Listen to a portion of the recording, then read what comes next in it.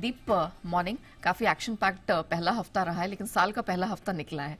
कैसा रहा है और अब कहाँ नजर रखनी है? थोड़ा कंसोलिडेशन वाला हफ्ता रहा है, थोड़ा आप करेक्शन वाला हफ्ता रहा कह सकती हैं, क्योंकि कुछ ज्यादा ही एक्सपेक्टेशन हो गई थी बाजार में, ज्यादा यूफोरिया हो गया था, वो अब थोड़ा एडजस्ट हो रहा है। दूसरा, इससे पहले हमने देखा था 9 हफ्तों से लगातार तेजी बनी हुई थी, तो उसके बाद थोड़ा रैशनलाइजेशन आ रहा है बाजार में, तो थोड़ी आप कह सकते हैं हल्का सा करेक्शन आ रहा है, थोड़ी एक्सपेक्टेशंस को रैशनलाइज किया जा रहा है और बड़ी तेजी के बाद बाजार हल्का सा आपको कंसोलिडेशन मूड में भी दिख रहे हैं। बट ऐसा कुछ खराब एक्शन नहीं हुआ है। इनफैक्ट अगर आप देखें, शुक्रवार को तो अमेरिकी बाजारों में हल्की बढ़त ही रही, थोड़ा उतार चढ़ाव वाला सेशन था। 300 अंक की रेंज में डाउन ने ट्रेड करा, ऊपर से 150 अंक नीचे बंद हुआ, नीचे से 150 अंक ऊपर बंद हुआ, तो ऑलमोस्ट एक तरह से रह सकते हैं कि बीचों बीच उस रेंज के आपको डाउ हल्की बढ़त के साथ बंद होते हुए दिखा।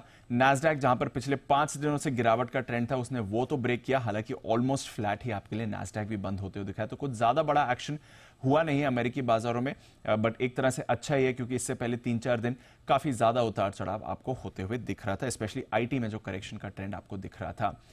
10 साल की बॉन्ड यील्ड इनकी 4% के ऊपर कायम है। पिछले हफ्ते हमने देखा 3-4 सेशन में 4% का स्तर छुआ, उसके आसपास ही आपको आते हुए दिखी। अब 4% के ऊपर 10 साल की बॉन्ड यील्ड कायम होती हुई दिख रही है। और जो रेट कट एक्सपेक्टेशंस हैं वो भी थोड़े रैशनलाइज हो रहे हैं, क्योंकि रीसेंट डेटा दिखा रहा है कि कुछ ज्यादा ही ऑप्टिमिज्म आ गया था मार्च से रेट कट का।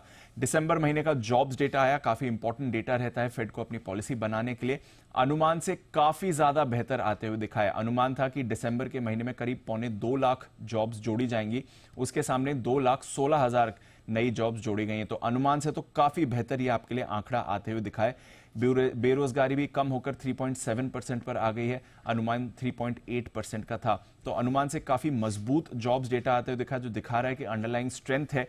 और शायद इसकी वजह से जो रेट कट है फेड का पहला वाला, मार्च में सब एस्टिमेट लगा रहे थे, उसको शायद थोड़ा पुशबैक करना पड़ेगा। अभी भी आप कह सकते हैं कि 60% जानकार मार्च में रेट कट का अनुमान लगा रहे हैं, बट एक हफ्ते पहले इसी समय यह आंकड़ा 90% का था। तो पिछले एक हफ्ते में जो एक्शन हुआ है, उसके बाद जो रेट कट का अनुमान है वो 90% से घटकर 60% आपके लिए हो गया है। रीसेंट डेटा तो यही इंडिकेट कर रहा है। तो ये काफी इंपॉर्टेंट चीज आई है जहां तक अमेरिकी बाजारों का सवाल है।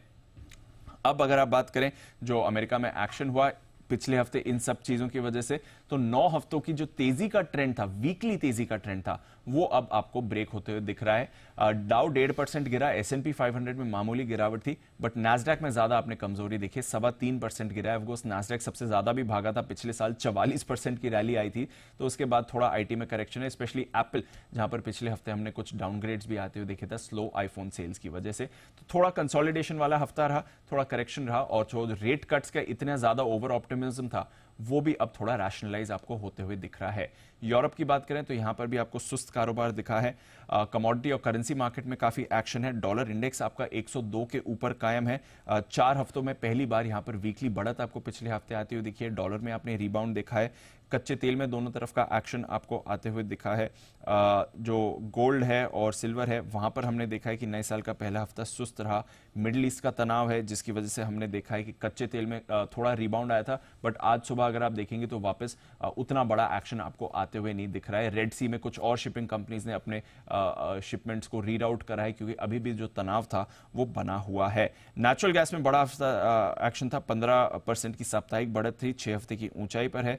सोने में हमने 4 हफ्तों बाद पहली साप्ताहिक गिरावट देखी है। कॉपर 3 हफ्ते के निचले स्तर पर है। जिंक और एल्यूमिनियम में पिछले हफ्ते 3 से 4% की गिरावट रही। तो थोड़ा कमोडिटी बाजार का भी एक्शन इंटरेस्टिंग था।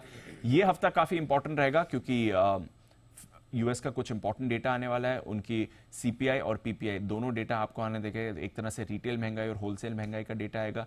नतीजों के सीजन हमारे लिए भी शुरू हो रहा है। यूएस में भी दिग्गज बैंक्स के नतीजे आएंगे। सबसे पहले JP Morgan, bank of America और सिटी ग्रुप जैसे कंपनीज के नतीजे आएंगे, और फेड के कई सदस्य पब्लिक भाषण भी देंगे, तो उसका भी इंपैक्ट आपको आते हुए दिख सकता है। तो देखते हैं अब जो रेट कट की इतनी ओवर ऑप्टिमिज्म था, वो क्या और रैशनलाइज होता है, और क्या कुछ कहना है फेड सदस्यों का, कैसा और डेटा निकल कर आता है, वो इंपॉर्टेंट रहेगा।